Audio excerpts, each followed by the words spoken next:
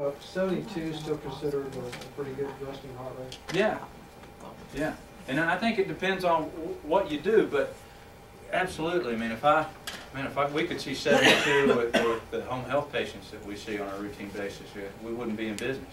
And age is a factor on that Absolutely. too, right? No doubt about it.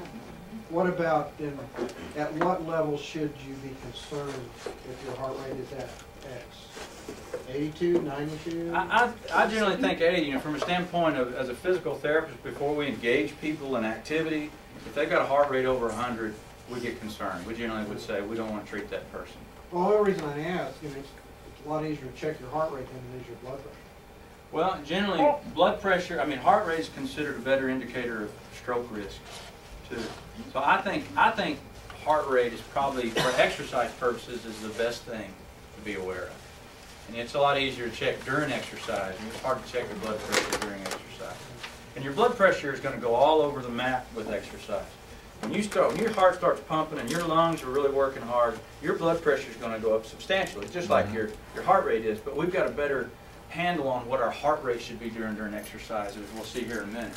So I think that's a good indicator of not only how well you're exercising, but how healthy you are. So bone density, increased VO2 max. This is just a fancy way of saying this is how much volume of oxygen that your lungs are moving in a minute's time. And really what it is, it's just a measure of how efficient and effective your heart and lungs are working together at perfusing all the tissues that need oxygen. And that's really probably the best indicator of fitness. It's just the hardest to measure. You know, those are the guys you've seen old Kenneth Cooper videos where guys got a big tube in their mouth and they're running on a treadmill and they got leads and electrodes all over them. That's what they're measuring is VO2 max. And generally they got some marathoner or some triathlete that they're, you know, that they don't measure people like me for VO2 max. They measure people that are these elite athletes and have extraordinary VO2 maxes. And generally, what would you say a measure in the 60s and the 70s? Lance Armstrong's is 60. Lance Armstrong, okay. So Okay, 60, what do you mean, his resting heart rate? No, his VO2 max. His VO2 max. I mean, it's the volume in liters of oxygen that's moving through his lungs per minute. What's a general human being? Probably 30s, 40s. He's unbelievable, isn't he? I mean, Yeah, he's just... So does that little red thing they put on your finger at the doctor's office or hospital Oh, good question. is That's your oxygen saturation level. saturation? Okay. That's measuring how much oxygen is in your bloodstream and how much, and ultimately how much is getting to your brain. So in the 90s is good. In the 90s is good. We generally don't like to see it under the 90s where they start putting oxygen on. And under 80, you start seeing people get loopy. You know, they can't remember their wife's name and stuff like that, where they put their keys. So, does that resonate with you? I can't remember where my glasses are, and they're on my head. So. Benefits of exercise include increased risk for some cancers, particularly breast, colon, and prostate. And a lot of that's related to obesity. So if you're driving down your adipose tissue, then you're at decreased risk for cancers. We kind of talked about that in the past too. And then, you know, I think we could do a whole presentation over this one. Exercise stimulates the release of neurochemicals and enkephalins, endorphins in your brain that counter the effects of stress and anxiety. And so for me, for that reason alone, I mean, I know to you guys it doesn't look like I have that stressful of a job, but I have a pretty low threshold for stress. I got to work out. I mean, that just keeps me functioning. So Jason probably does too after this week. So I think, you know, and I'm not saying it has to be intense. Man, there's just something about doing something physical that relieves the mental stress and anxiety that you build up. And then obviously you guys know this, that exercise routinely increases your self-confidence and your self-image and all of those things. And then finally, increased neurogenesis. They're doing a lot of studies, and this is kind of one of my passions right now, is brain science. But right now, they used to think that at age 30, your brain quit producing new neurons in your brain. That what you had at 30 was all you had.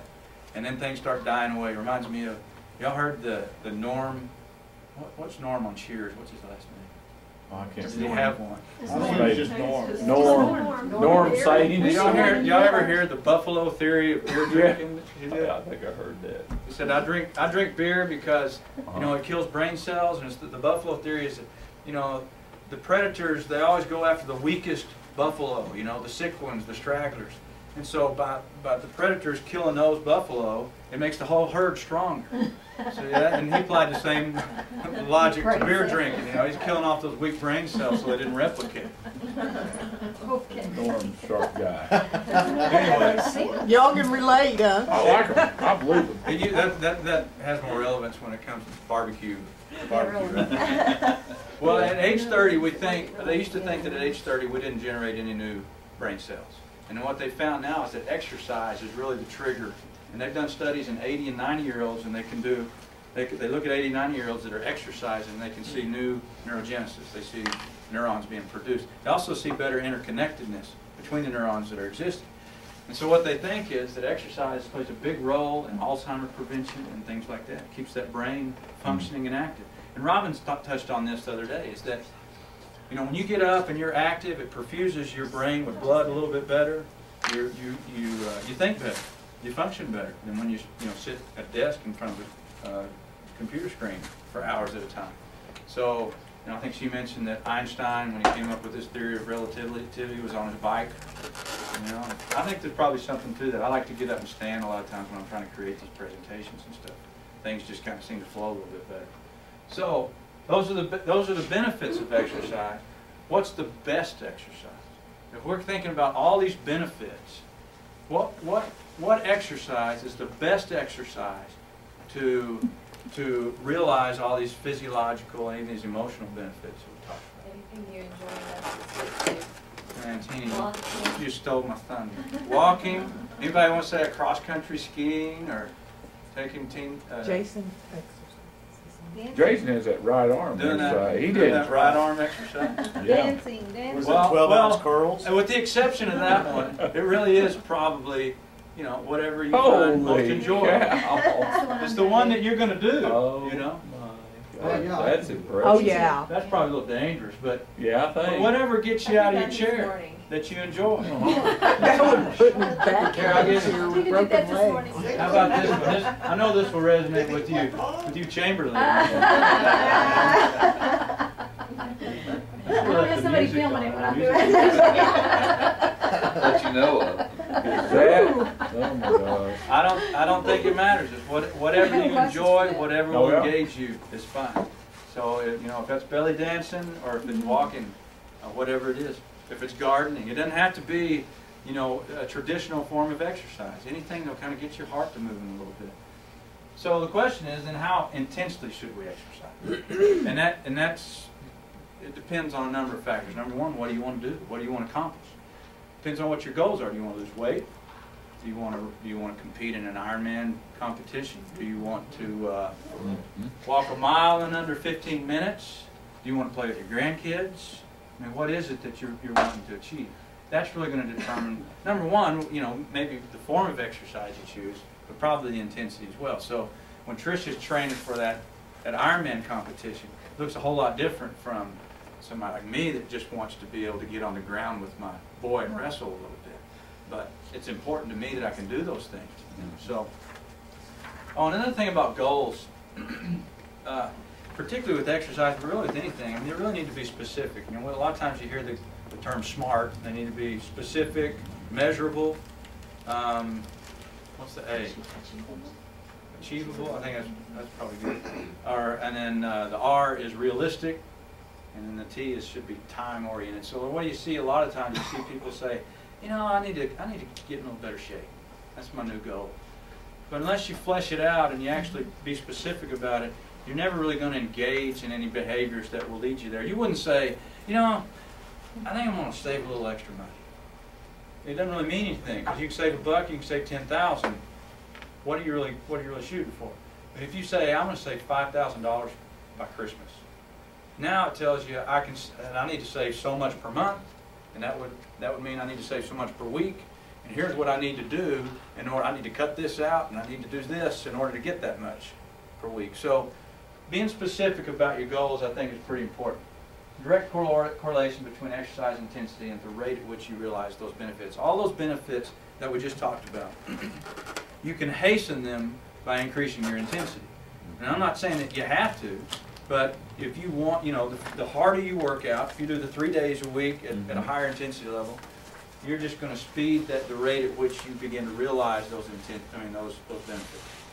So that's it's not necessary, and it may not be appropriate for everybody. But if you're somebody whose doctor has told you, man, your cholesterol is high, and you got all these problems you need to resolve, that doesn't mean you need to jump out there and get real intense right off the bat. But you're going to be interested in how can I begin to realize those benefits sooner rather than later, because I'm already in bad shape. And then I just want to mention that it's possible to overtrain. We don't see that a whole lot, but if you don't get adequate nutrition and adequate rest, you can overdo it. And I kind of put this photo in here. Oh, Not that I'm down on bodybuilders, because I'm not. I used to be a meathead. I used to try to pack on a lot. Then I got married and had kids, you know, and you don't have time to devote that kind of time and energy. But you know, with regard to overtraining, this is the reason this kind of strikes me now is, as a wellness guy, kind of the two hallmarks to me of wellness are self-responsibility. I mean, it's our job to make sure we're healthy, right? Not Nabisco's or, you know, whoever else, Jason's Deli. And the other thing is balance. You know, and if you think about, you know, those 6 spokes of wellness, you know, vocation, relationships or social, emotional, spiritual, and this guy is pretty heavily focused on the physical. And not that that's necessarily a bad thing, but it just makes me wonder, you know, what happened to the other things, you know? What happened to the emotional, the social? I mean, what happened? Is this guy married? I'm guessing he's not. And it's not because of the way he looks. You know, he just devotes an awful lot of time to that. I just think it's interesting. Not a whole lot to glean from it. It just kind of blew my mind how big this guy was. And this is really off the wall, but I wanted to kind of throw it in here. Can anybody tell me what I'm fixing to talk about here? Yeah, exercise. No. Can you tell me, what's your definition of spot training? There's not one. I would tell somebody that you can't spot train. Yeah. You guys know what we're talking about when we say spot training? A lot of people think that you can work a certain area and that you'll get rid of the fat on that particular area. So like if I did sit-ups, that all the fat around my gut is going to melt away. Or if I'm interested in getting rid of, you know, saddlebags or something, that if I do a lot of glute exercises, the fat just in this isolated spot is going to go away. That's a myth. That's not true. Your body doesn't distinguish or identify. You know, I guess your body does have kind of a predilection for where it deposits fats and where it goes to convert them to energy first. But I think the underlying principle is it does it all over. Now you may have a predilection for, you know, yeah, you lose it in your face first, but that's something you can't control. It's something that's genetically predetermined. So, but you see a lot of this kind of stuff on the internet and stuff. That if you do a particular exercise, you know, it's going to firm up your hiney or something like that. How about the Skechers shoes? Have y'all? Now everybody's got a pair of. Sure. They are comfortable. What's your That opinion? just makes me laugh. Well, I had a nurse not too long ago. She's done a hell of a job for Kim. No, I'm just Kim Kardashian. Have you seen her do that sketch? Oh yeah, great example. Oh, I mean, that's kind of underscores yeah, the that's enough. You go. Oh, I had a nurse ask me, this is a couple maybe a year ago. She said, "What do you think of those Skechers shoes?" And I said, "Oh, I don't really think a whole lot of them." And she said, "I can't believe that. They're wonderful. I got me a pair. I did 2 hours worth of housework last night, and I hurt in places I never knew I had." I said, "Well, if I put my wife's high heels on and did 2 hours of housework, I'd be hurt in places I never had." And